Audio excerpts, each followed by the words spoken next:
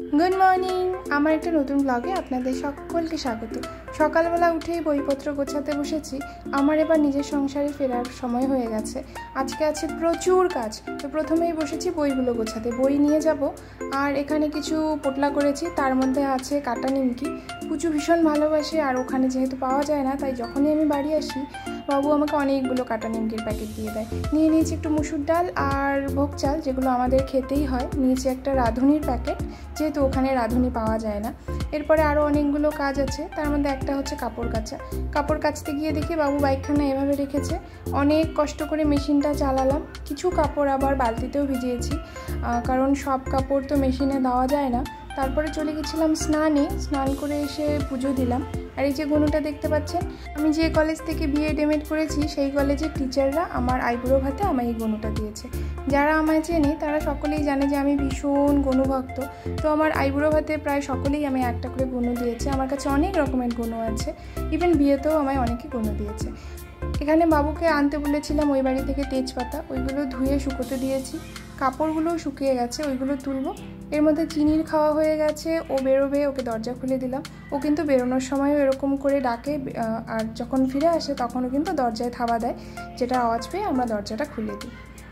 তারপর আমি আর মা করলাম লাঞ্চ। আজকে লাঞ্চে হয়েছে মাটন। এরপর বেরিয়েছি। প্রথমে গেছি হচ্ছে ঘড়ির দোকানে। আমার একসঙ্গে 3টে হাত ঘড়ির ব্যাটারি শেষ হয়েছে, আর আমি এই দোকান ছাড়া অন্য কোথাও ব্যাটারি লাগাই না।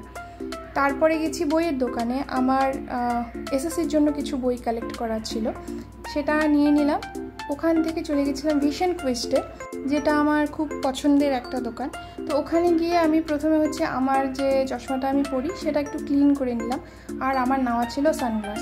আর আইডি হচ্ছে আমার ভীষণ পছন্দের একটা ব্র্যান্ড, আর আমার মনে হয় এই ব্র্যান্ডটা দেখার পরে আর অন্য কোনো ব্র্যান্ড অ্যাকচুয়ালি খুব সহজে পছন্দ হয় না। আমি যে চশমাটা পরি সেটাও এই ব্র্যান্ডেরই। তো এখান থেকে একটা সানগ্লাস নিয়েছি। সানগ্লাসটা নেওয়ার কারণ হচ্ছে এই মান্থেই আমার বার্থডে, আর প্রতি বছর আমার বার্থডেতে আমি নিজেকে কিছু গিফট দিই। মানে জবে থেকে আমি জব করি, সেটা 2018 থেকেই বেশিরভাগ সময় আমি নিজের জন্য বার্থডেতে রিস্ট ওয়াচই কিনি, কারণ আমার রিস্ট ওয়াচ ভীষণ পছন্দ, আর আমার কাছে অনেকগুলো রিস্ট ওয়াচ আছে।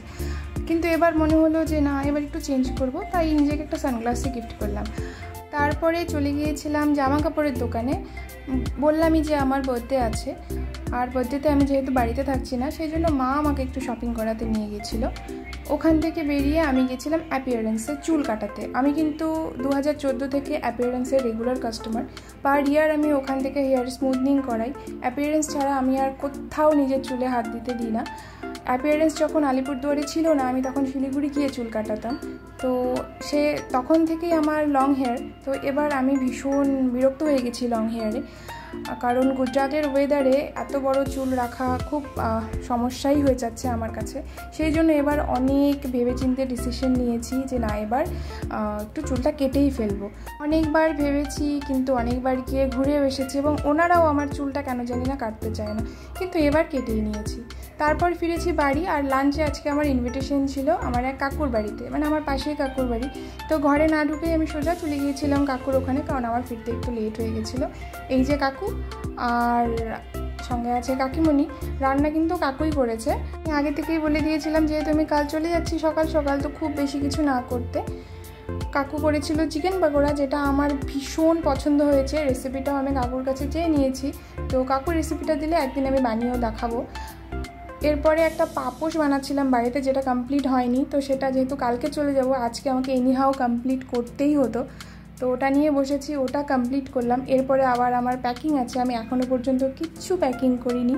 অ্যাকচুয়ালি এই প্যাকিং নিয়ে তেমন একটা বদার আমি করি না, কারণ এটা আমার বাড়ি, গুজরাটেও একরকম ওটা আমার বাড়ি। সুতরাং কী ফেলে গেলাম কী রেখে গেলাম তাতে আমার কিছু যায় আসে না। প্যাকিং এখানে আমার হয়ে গেছে, আর কম্পিউটার কাটা একটু ওজনও করে নিলাম, কারণ 15 কেজির বেশি হয়ে গেলে আবার সমস্যা। আর এখানে চুল কাটার পর তো দেখানো হয়নি কতটুকু করেছি। তো এই যে এতটুকু করে ফেলেছি, যারা আমায় চেনে তারা তো দেখেই বলছে সর্বনাশী কী করে ফেলেছিস।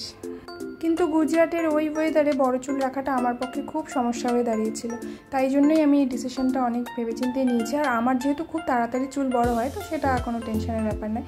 আর এখানে দেখুন হেয়ার রিগ্রোথ হয়ে আমার কিন্তু একটু ওয়েভি হেয়ার, তো ওটা কিন্তু একটু ওয়েভি আর নিচের দিকটা বেশ স্ট্রেটই আছে। তো আবার আমাকে কিছুদিন পর স্মুথনিংটা করাতে হবে। এর মাঝে আমরা গিয়েছিলাম কিন্তু একটু জুয়েলারি শপেও, বার্থডের জন্য মা আমায় একটা স্টার্স গিফট করেছে। তো আজকের জন্য এইটুকুই, দেখা হচ্ছে অন্য কোনো ব্লগে। ততক্ষণ ভালো থাকবেন, সুস্থ থাকবেন, বাই বাই।